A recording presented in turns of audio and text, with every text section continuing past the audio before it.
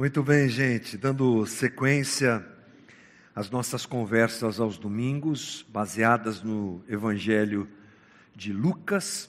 Recomendo que você, quando possível, leia as parábolas, leia o Evangelho de Lucas, para você chegar aqui sabendo mais ou menos sobre o que nós vamos falar, já que nós temos feito um trabalho sequencial, texto a texto, parágrafo a parágrafo, observando aquilo que Lucas escreve a Teófilo. Lembre-se, Lucas escreve para um homem chamado Teófilo. Aliás, ele não escreve só o que nós chamamos hoje de Evangelho de Lucas, mas também a sequência, o livro de Atos. Os estudiosos dizem que o Evangelho de Lucas é com certeza o mais detalhado e que aborda alguns aspectos distintos dos demais evangelhos por conta da visão de Lucas, porque Lucas era um homem instruído, era um médico capacitado, que faz entrevistas, olha que legal, que conversa com pessoas que foram alcançadas por Jesus e alvo da misericórdia de Jesus, que receberam curas e coisas do tipo. Lucas dá essa geral para escrever com toda a propriedade o que ele escreveu para Teófilo. E é assim que a gente tem construído aqui a nossa conversa. O que nós temos percebido é que Jesus anda pela Galileia fazendo a implantação e a divulgação do reino de Deus que chegou através dele. Uma coisa importante que não pode escapar da tua cabeça, do teu entendimento sobre o Evangelho, é que Jesus é rei e ele traz consigo o seu reino, apresentado por ele mesmo como um reino que não é deste mundo, não é? O reino de Jesus está entre nós, não plenamente, mas já está entre nós, e quem traz esse reino é Jesus. O reino de Jesus é conhecido por ser muito diferente do reino dos homens.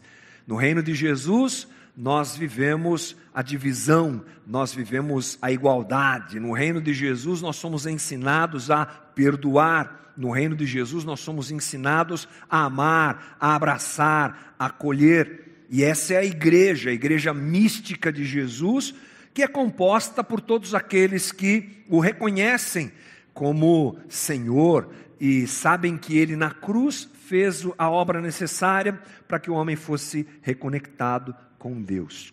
Uma rápida conversa sobre o reino para a gente nunca esquecer disso, coisa que é frequente, né? Já que a gente vive nesse mundo, a gente esquece que a gente é passageiro aqui e que somos participantes do reino de Deus, assim como todo aquele que confessa Jesus como Senhor e Salvador. Jesus está então implantando o reino e divulgando o reino.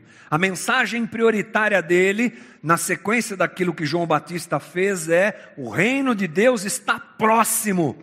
Lembre-se, esse próximo não é próximo de estar chegando, é próximo de já estar aqui, já está próximo, está pertinho de mim.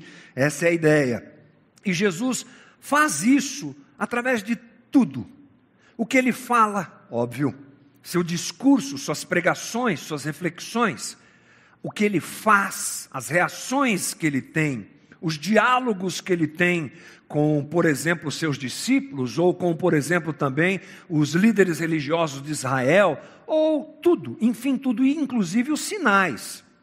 Lembre-se que quando Jesus faz uma cura, e a gente gosta disso, a gente gosta de olhar para os milagres e as curas de Jesus, e não enxergamos que eles são sinais. João chama as ações milagrosas de Jesus de sinais. E a gente já conversou algumas vezes aqui que o sinal, ele não é nada em si. O sinal aponta para alguma coisa. E Jesus, ao curar pessoas, ao ressuscitar mortos, a fazer tudo o que ele fez, ele aponta para esse reino que está chegando, e ele aponta inclusive para a sua própria messianidade, apresentando para todos ali a realidade de que ele é um Messias prometido ali no Antigo Testamento. Lá em Lucas 4:43, nós lemos a própria declaração de Jesus sobre essa ação que ele realiza de implantação e divulgação do reino. Ele diz assim, Lucas diz assim: mas ele disse, é necessário que eu pregue as boas novas do reino de Deus noutras cidades também, porque para isso fui enviado. A partir disso é que nós olhamos Jesus fazendo o que faz, realizando o que realiza, falando o que fala. Hoje nós entraremos numa parte do registro de Lucas que você conhece, todo crente conhece, que é composta por dois fenômenos, duas histórias, melhor dizendo, que se conectam. E nós olharemos essas histórias juntas. A primeira é quando Jesus acalma a tempestade junto com os discípulos no barco. Lembra disso? Todo mundo lembra, né? Como é que é aquela música, Fábio? As ondas atendem ao meu sossego. Está cheio de crente velho aqui, vocês já viram, né? Eu começo a cantar essas, o pessoal vem junto. Essa daí. Mas essa história em Lucas, ela tem uma sequência, que é a ida de Jesus. Na verdade, a tempestade acontece porque Jesus está indo para Gadara, libertar um homem possesso por demônios. Geralmente, inclusive na tua Bíblia, provavelmente, essas histórias estão separadas. Mas nós temos feito uma análise do livro de Lucas com a ideia de perceber, já falei agora há pouco, o que Lucas conta para Teófilo, com a intenção do autor. E nós entendemos que a intenção de Lucas é uma só. Jesus sobe no barco, atravessa o lago, vive a tempestade, chega em Gadara, faz o que faz, a gente vai ver isso já, e volta, e entra no barco e volta. É uma história só. E nós quero nessa manhã colocar isso diante de você, para nós entendermos muito bem o que é que Lucas está querendo dizer. Vamos começar com a parte da tempestade. Lucas capítulo 8, versículo 22, que diz assim: certo dia Jesus disse aos seus discípulos: vamos para o outro lado do lago. Eles entraram no barco e partiram. Enquanto navegavam, ele adormeceu. Abateu-se sobre o lago um forte vendaval, de modo que o barco estava sendo inundado e eles corriam grande perigo. Os discípulos foram acordá-lo, clamando: mestre, mestre, vamos morrer. Ele se levantou e repreendeu o vento e a violência das águas. Tudo se acalmou e ficou tranquilo. Onde está a sua fé? Perguntou ele aos seus discípulos. Amedrontados e admirados, eles perguntaram uns aos outros: quem é este que até o vento e as águas dá ordem? E eles lhe obedecem. Bem, não esqueça o que é que Jesus está fazendo. Ele está implantando e avançando com o reino de Deus. Entra no barco com direção a Gadara, como nós já dissemos, e essa tempestade se apresenta. Eu vou dividir essa história, ou essa conversa nossa aqui, em algumas cenas. E eu acho que essa cabe muito bem como primeira cena. Jesus entrando no barco e indo em direção a Gadara. Isso nos mostra que ele tinha um destino. Não perca isso de vista. Versículo 22, é o que nós lemos. Jesus disse aos seus discípulos: vamos para o outro lado do lago. Jesus está em Cafarnaum, e ele atravessa o lago de Genezaré, o mar da Galileia, porque é um lago tão grande que é chamado de mar da Galileia. E ali ele tem como objetivo ir pregar o evangelho, apresentar o reino de Deus aos gentios, porque lá não tinha judeu. Lá eram gentios, é uma região distinta dos judeus. Então veja só que Jesus já está ampliando o alcance do reino e não divulgando o reino só para os judeus, mas também para outros povos e outras nações, até podemos dizer assim. E ele vai até Gadara para enfrentar para libertar esse endemoniado que dá tanto trabalho lá, a gente vai ver daqui a pouco. Essa tempestade aparece, e é uma grande tempestade. Mas uma coisa para nós não perdermos de vista é que essa tempestade, ou esse tipo de tempestade, é algo muito comum naquela região. Eu tive o privilégio de conhecer Israel há muitos anos atrás. Eu naveguei lá no Mar da Galileia. E essa conversa surge lá mesmo, porque o Mar da Galileia fica muito abaixo do nível do mar, e cercado de montanhas. Então é um lugar propício para esse tipo de mudança meteorológica abrupta. Ventos muito fortes chegam sem aviso e o céu fica tomado de nuvens, é uma coisa louca tal. Então isso aqui é realmente alguma coisa bem frequente, não é raro que isso aconteça, inclusive até hoje por conta de tudo isso que eu te disse. Essa tempestade alcança o barco e coloca medo no coração daqueles homens, a coisa era muito complicada, mas eu acho que é muito bom nós olharmos para essa tempestade como uma realidade natural do mundo caído em que nós estamos. Um mundo em desordem, um mundo em que nós sofremos, um mundo em que nós não sabemos lidar uns com os outros, um mundo cercado e marcado por violência, desordem, caos, essa coisa toda, e que inclusive a própria criação também vive isso.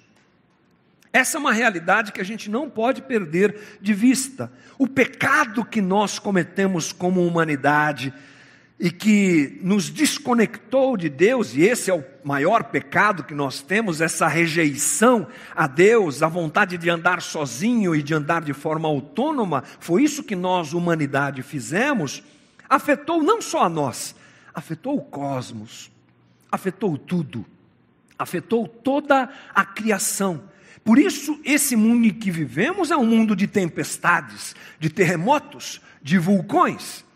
É um mundo marcado por desordem e caos, por essa situação de ser um mundo caído, nós costumamos dizer assim. Portanto, não é talvez coerente atribuirmos uma situação espiritual a essa tempestade, se ela fazia parte do dia a dia da vida daqueles homens. É uma tempestade como qualquer outra. Ela aparece no momento em que Jesus está indo para Gadara, e ela se torna um empecilho, uma resistência a Jesus, mas é uma resistência ligada à própria existência que nós temos aqui e agora.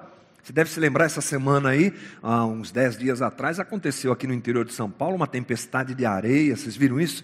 Umas imagens assim assustadoras, né? Aonde? Aqui, do lado da gente, coisa que a gente nunca viveu.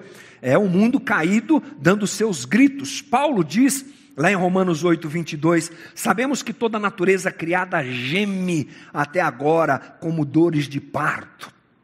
É a natureza que reclama, que chora e que geme. E essa situação, ela é natural, como eu falei, mas ela é uma resistência, como eu também falei. Jesus está indo implantar o reino, e ele se depara com uma resistência do natural, da natureza. Os discípulos, inclusive, se apavoram, eles ficam tomados de medo. Isso significa o seguinte, irmãos, a gente pode pensar aqui claramente que Jesus está avançando e implantando o reino, anunciando o reino, invadindo esse mundo com a boa nova do Evangelho, e ele enfrenta a resistência do dia a dia, a resistência de um mundo caído, a resistência que nós também, eventualmente, vivemos.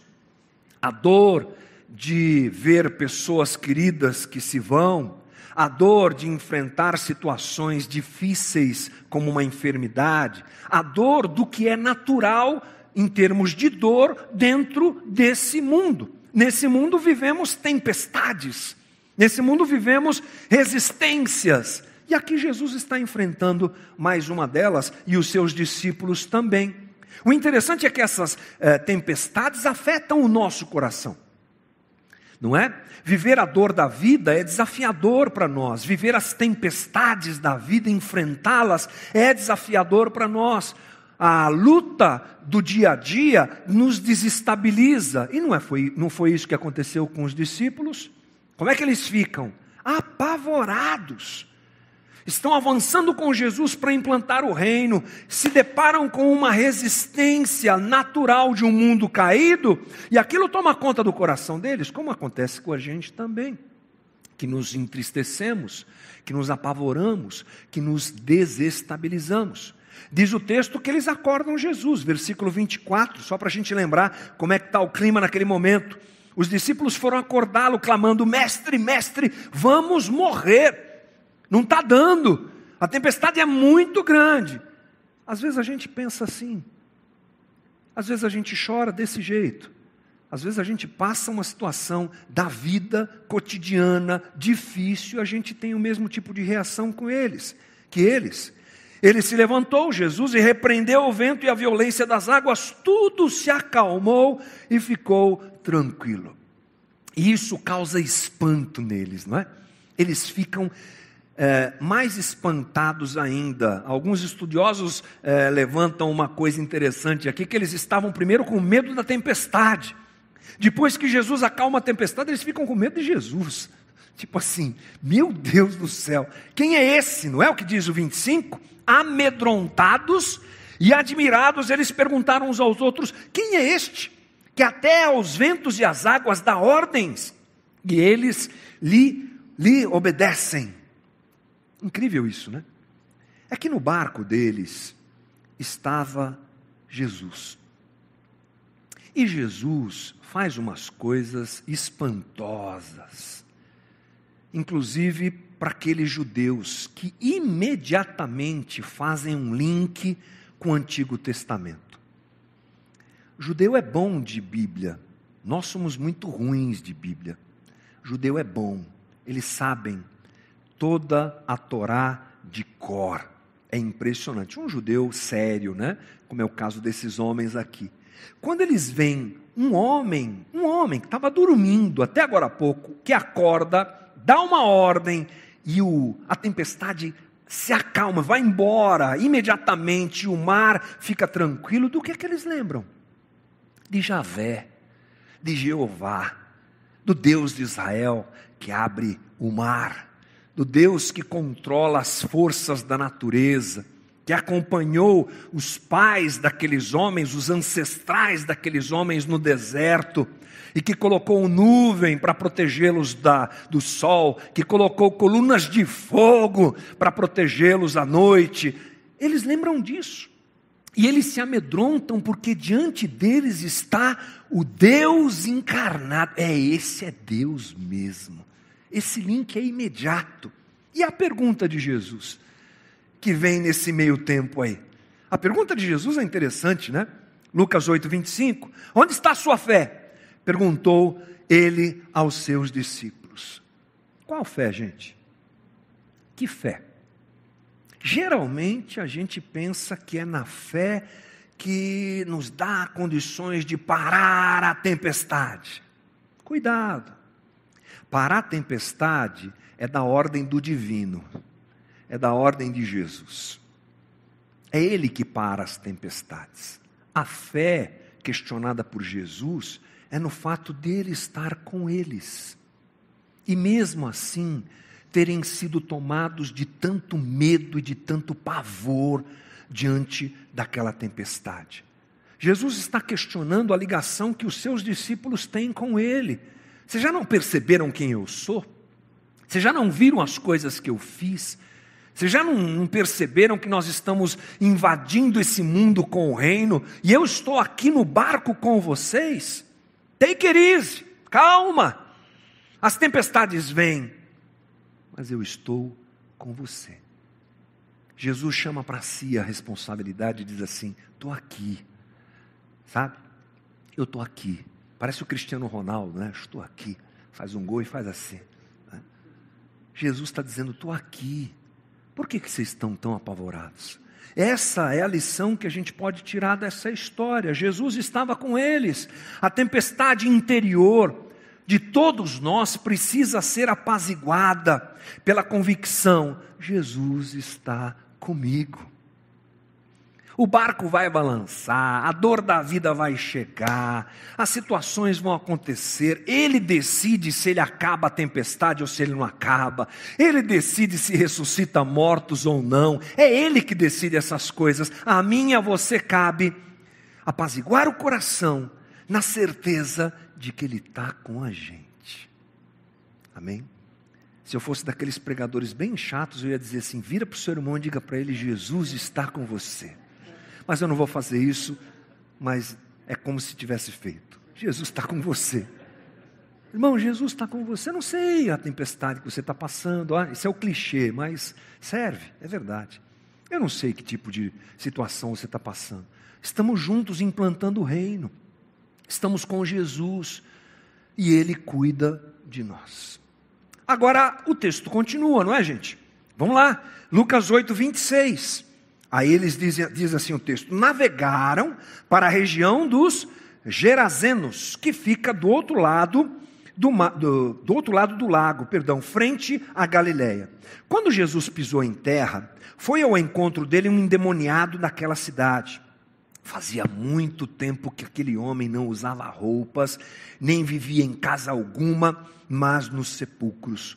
Quando viu Jesus, gritou, prostrou-se aos seus pés e disse em alta voz: que queres comigo, Jesus, Filho do Deus Altíssimo? Rogo-te que não me atormentes. Pois Jesus havia ordenado que o espírito imundo saísse daquele homem.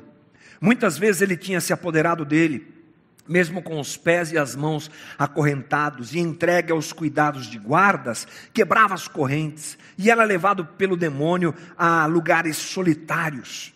Jesus lhe perguntou: qual o seu nome? Legião, respondeu ele, porque muitos demônios haviam entrado nele. Imploravam-lhe que não os mandasse para o abismo. Uma grande manada de porcos estava pastando naquela colina. Os demônios imploraram a Jesus que lhe permitisse entrar neles, e Jesus lhes deu permissão. Saindo do homem, os demônios entraram nos porcos, e toda a manada atirou-se precipício abaixo, em direção ao lago, e se afogou. Segunda cena, o endemoniado gadareno. Qual que é a situação desse homem? Vou ler rapidinho para você de novo. Fazia muito tempo que aquele homem não usava roupas, nem vivia em casa alguma, mas nos sepulcros. Mesmo com os pés e as mãos acorrentados e entregue aos cuidados dos guardas, quebrava tudo e era levado pelo demônio a lugares solitários. Esse homem era tomado por uma legião de demônios. Gente, sabe qual é o número ligado à legião? Legião é parte do exército romano. Esse é o nome dado a um grupo de homens que chega a ter 6.000 soldados. É demônio que não sobra, né, gente? Meu Deus do céu, é muito demônio. E aquele homem, ele já era conhecido pela bagunça, balbúrdia e por tudo aquilo que ele fazia naquela cidade, naquela região. E Jesus tem um amor por aquele homem impressionante. Ele atravessa o lago para ir até lá e libertar aquele homem, implantar o reino de Deus. Aliás, essas manifestações demoníacas, elas acontecem de forma muito grande com a chegada de Jesus. Você não encontra esse tipo de relato no Velho Testamento, no Antigo Testamento. Não é? Interessante isso. Começa a ler o Novo Testamento, começa a aparecer demônio. Por quê? Jesus chega.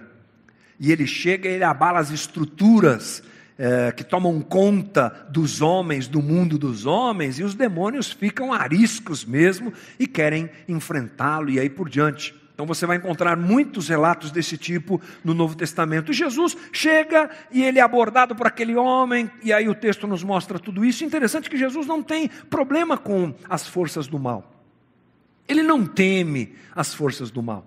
Ele não faz força para poder dominar os demônios e expulsá-los. Essa ideia que nós temos é uma ideia equivocada.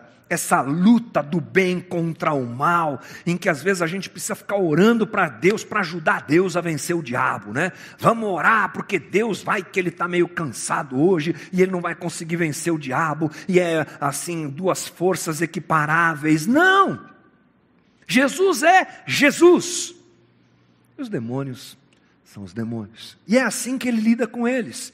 Inclusive quando ele chega lá e os demônios sabem quem ele é, a identidade de Cristo é clara para eles é que ficam com medo. Olha que interessante, Lucas 8:28, quando viu Jesus, gritou, prostrou-se aos seus pés e disse em alta voz: que queres comigo, Jesus, Filho do Deus Altíssimo? Eu te rogo que não me atormentes.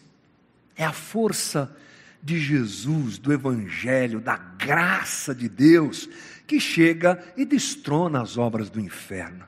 Os caçadores de demônios de plantão precisam ler mais esses textos, não é? Os profissionais que ficam fazendo exorcismo e dando microfone para endemoniado precisam ler mais esse texto e saber que contra as obras da luz não existe força que seja comparável. E Jesus chega e resolve as coisas de maneira objetiva, porque o alvo de Jesus não é ficar expondo essas coisas, o alvo de Jesus é o homem. O alvo de Jesus é a pessoa, o alvo de Jesus é o ser humano que está ali tomado por aquelas forças do mal. E o que acontece é que o homem é liberto. Versículo 35, olha o que acontece: e o povo foi ver o que havia acontecido. Quando se aproximaram de Jesus, viram que o homem de quem haviam saído os demônios estava sentado aos pés de Jesus, vestido em perfeito juízo, e ficaram com medo.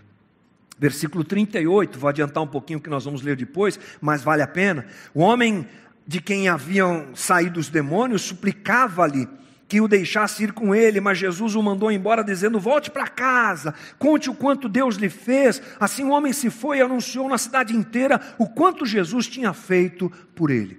Uma resistência, a tempestade foi a primeira resistência que a gente percebe aqui, natural. A segunda resistência quanto ao avanço do reino, ela é espiritual.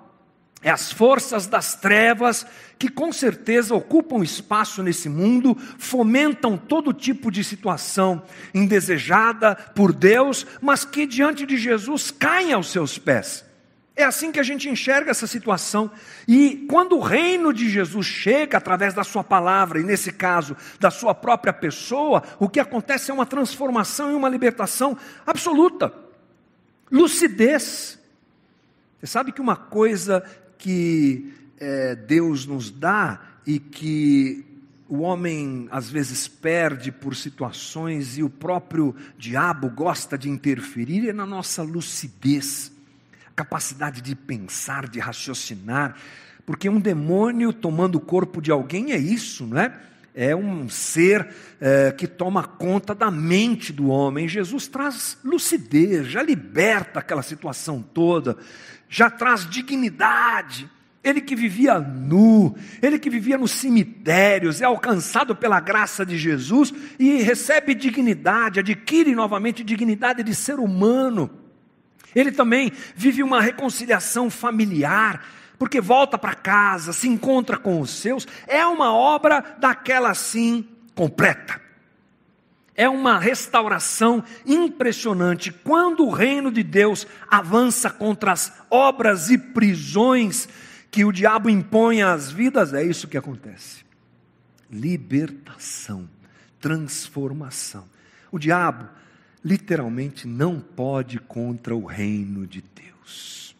Essa é a realidade que a gente aprende nessa segunda cena. Terceira cena.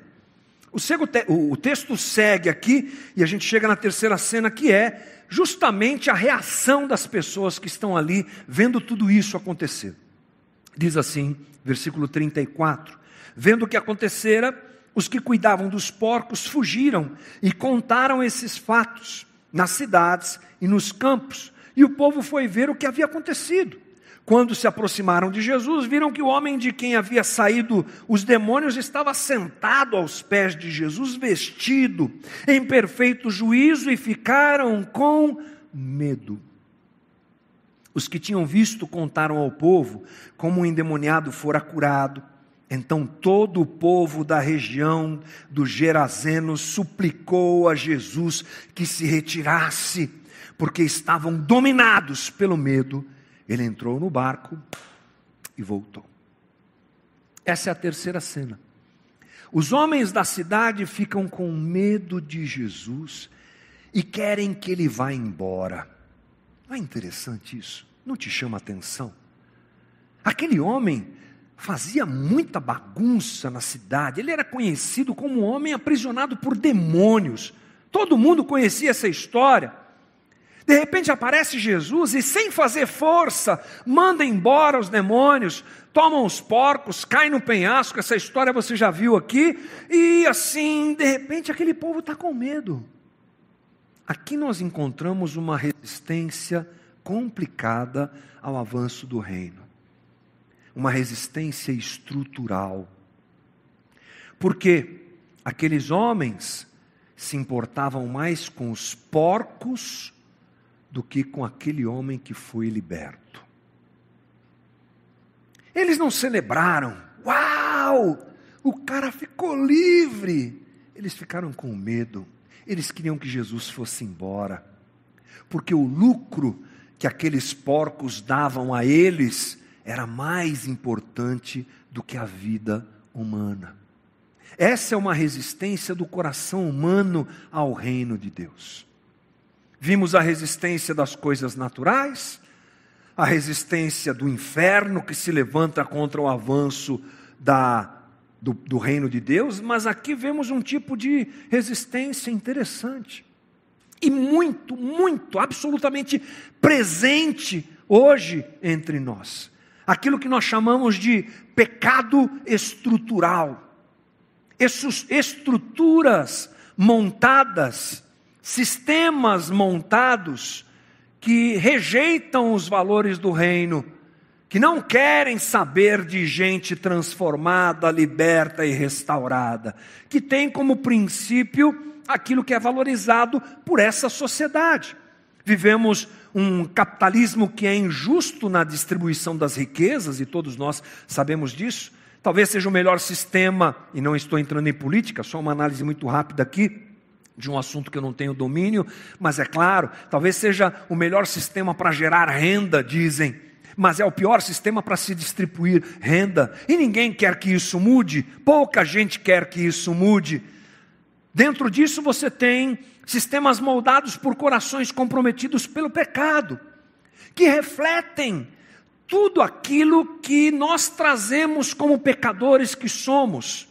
São sistemas que valorizam o individualismo, a ganância, o preconceito, o racismo, o apego ao dinheiro, a sede de poder. É o poder humano que não se dobra ao reino de Deus. Não te queremos aqui, Jesus. Vai embora. É bem interessante nós observarmos isso. Essa resistência, ela nos cerca. Nós convivemos com ela todos os dias. Na empresa em que você trabalha, provavelmente isso esteja presente.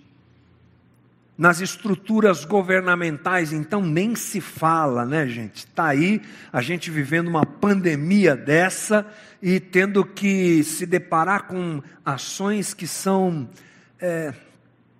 indescritíveis, né? Impensáveis. Quando você carrega um pouco de apego à dignidade humana, você imaginar que alguém é capaz de tirar dinheiro da compra de vacinas ou de atendimento de saúde. O que é isso?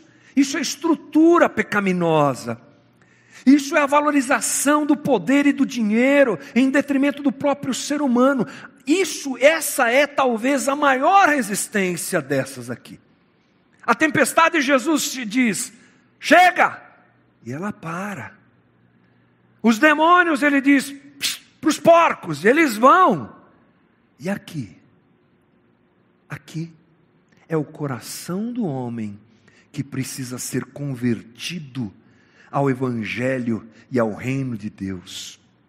E isso só acontece quando individualmente somos alcançados pelo Evangelho e afetamos então essas estruturas, porque essas estruturas são feitas por quem? Por gente, por indivíduos.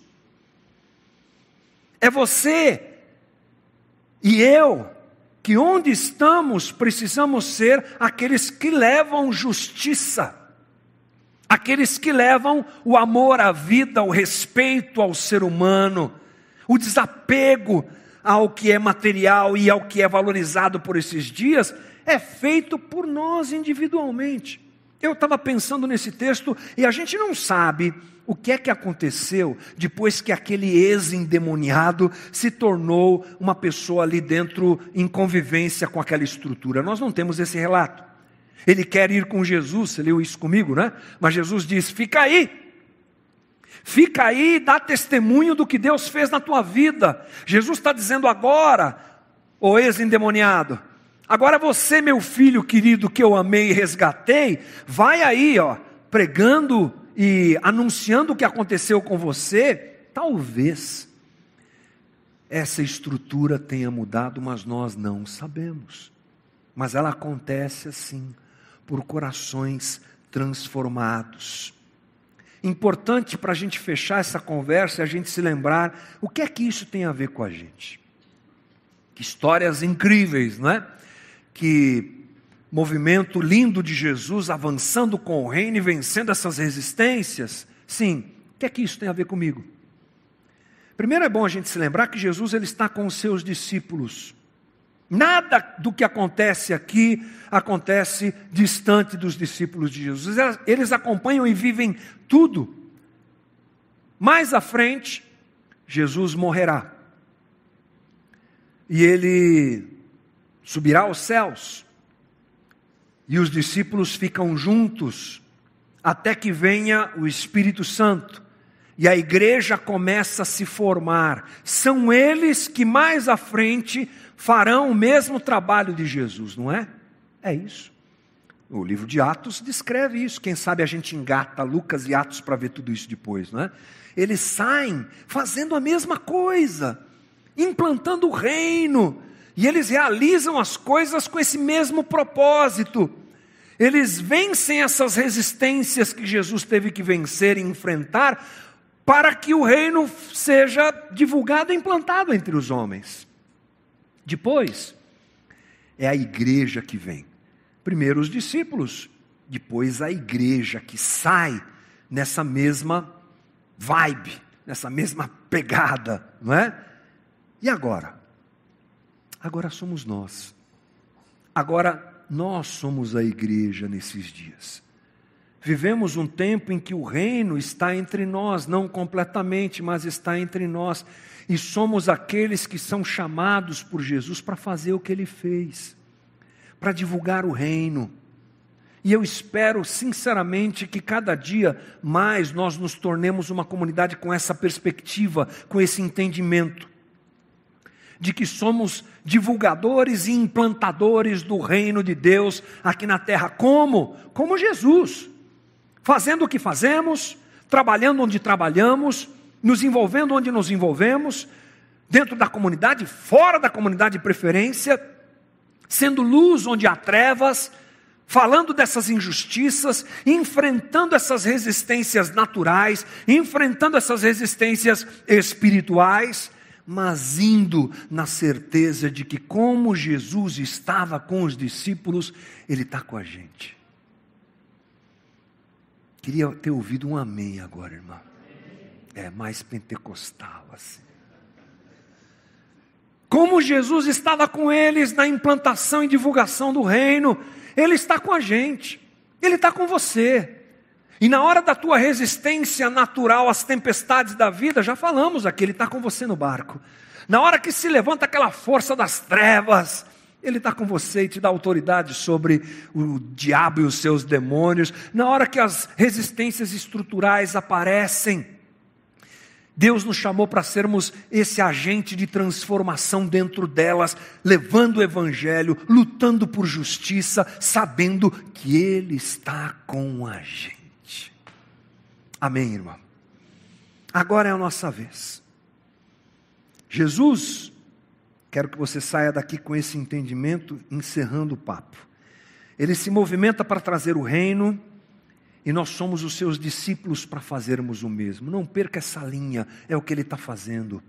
É o que Ele nos convida a fazer, é o que Ele nos ensina a fazer. Jesus está conosco para nós não morrermos de medo no meio das nossas tempestades. Jesus está conosco para enfrentarmos as obras das trevas, sem dúvida nenhuma. E Jesus está conosco para sermos luz em meio a sistemas corruptos, destruidores. Se eu tivesse uma frase boa, penso eu, para a gente fechar essa conversa é: Jesus está conosco. Avançamos implantando o reino, avançamos amando, avançamos lutando por justiça, avançamos denunciando sistemas corruptos, avançamos e o reino vai avançando quando a gente faz isso, e Jesus está com a gente. Que nós nos tornemos uma comunidade cada dia mais consciente desse papel. Que a gente não se torne consumidor da fé, que lê o texto bíblico por interesse próprio, sem entender o projeto de Deus, a operação divina em tudo isso. e sejamos luz em meio às trevas, cada dia mais, em nome de Jesus.